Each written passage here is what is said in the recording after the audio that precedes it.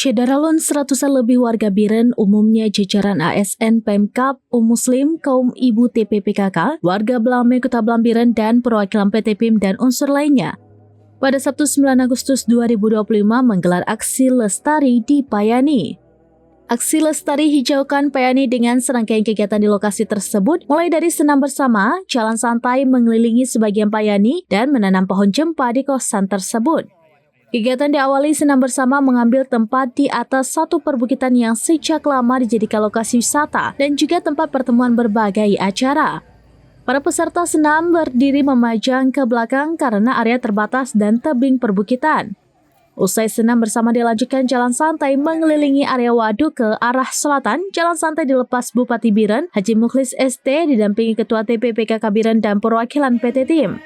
Seusai jalan santai dilanjutkan dengan penanaman pohon jempa dan beberapa jenis lainnya. Di akhir pertemuan, para rombongan melihat stand produksi kerajinan tangan UMKM Bejroh Blame, Kota Blang.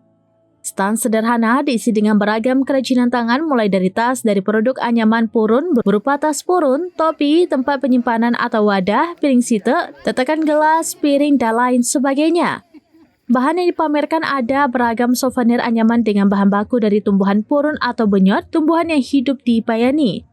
Ada 25 produk dihasilkan antara lain tas, dompet, kotak tisu, pot bunga, kantong belanja, tas laptop, dan gantungan kunci.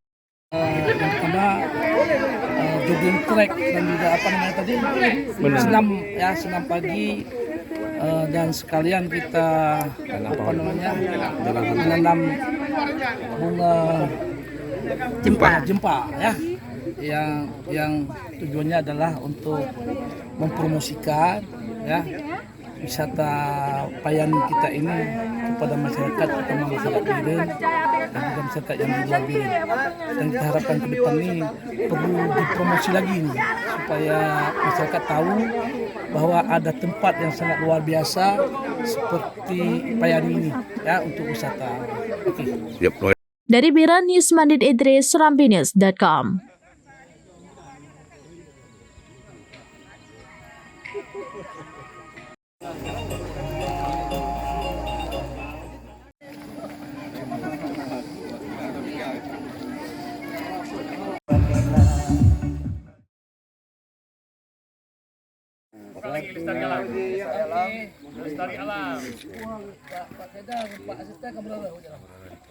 Oke, sekali lagi ekograf.